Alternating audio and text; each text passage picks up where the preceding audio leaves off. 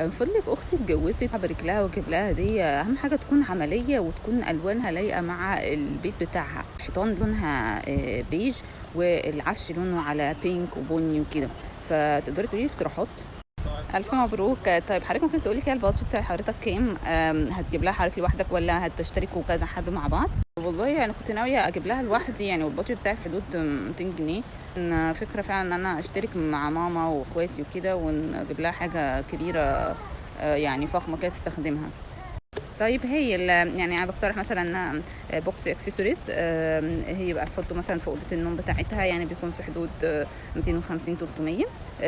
ولو هتشتركوا فعلا مجموعه مع بعض، كوفي كورنر اللي بتكون بدرج او درجين، دي بتكون عمليه جدا. ومش بس ممكن تحط عليها حاجه القهوه والشاي وكده، لا ممكن كمان تحط عليها الاكسسوارز بتاعتها والبرفيومز وكده، لانها تعتبر وحده بادراج، برضو الوانها لايقه جدا مع البيت وشيك.